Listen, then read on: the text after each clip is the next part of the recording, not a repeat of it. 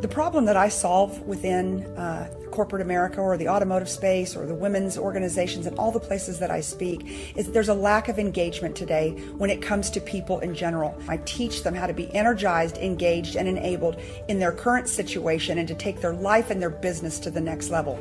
Do you believe that what you do matters? Think about that question. Do you believe that what you do matters? Because you see, how do you build an organization that has a higher purpose if they don't believe that what they do matters? What is your superpower? See, I know what mine is. Mine's passion. If I get behind something, there's no stopping me.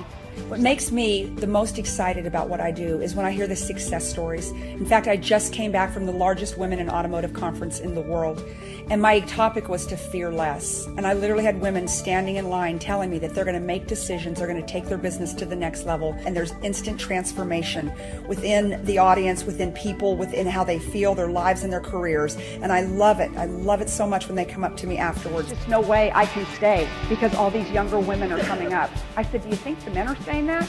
How many men in Congress are on oxygen masks, for God's sakes? I literally saw one a couple years ago. They were pushing, Thurman or whatever his name is, pushing him out in his wheelchair, oxygen mask. I'm like, are you a public servant? Did you just come here to die? Like, what is it? Okay?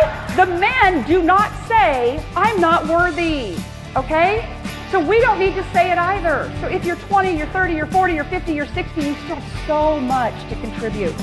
When I'm speaking to corporate crowds, whether it comes to sales and talking about smashing sales records or talking about how to get along with your coworkers or possibly your company culture, those are the things that I'm an expert in because that's how I built a 30-year career in the automotive and banking world. And I feel like all of that knowledge and all of those things I want to bring to these audiences, especially with millennials and women and people that just feel like that they're not connected to where they were. Back in 2012, when we broke the world sales record in a 6,000 square foot dealership in a shopping center in Austin, Texas. But month in and month out, between new and used, we were delivering 120 to 130 cars with no service drive, no parking lot, no lot, cars 30 miles away. You see, my team did more with less. But because that is what we framed them up to do from day one, when I stole Zappo's mission statement, her core beliefs, that wasn't weird to them. We did more with less. But when was the last time you did something for the first time?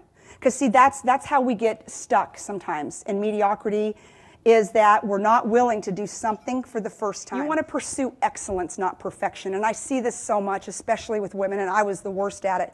You know, there are so many times that we don't get projects started because it's not just perfect yet. Let's just be real here. I mean, how many have you guys done that?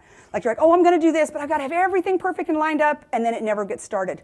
Okay? So you can never pursue perfect, but you can pursue excellence. Just remember that your leaders are not mind readers. So be intentional when you talk to them. Tell them what you need. Tell them what you're looking for. Tell them what your asks are. Tell them what your desires are. Tell them where you want to go within the organization. Because then at that point, you will stand out to that leader. Number one, they will be extremely grateful that you did. But number two, you stand out. You know, now you become the top of mind person when something comes up on a project or a lead on a project or potentially a promotion. You know, you never know what it could be.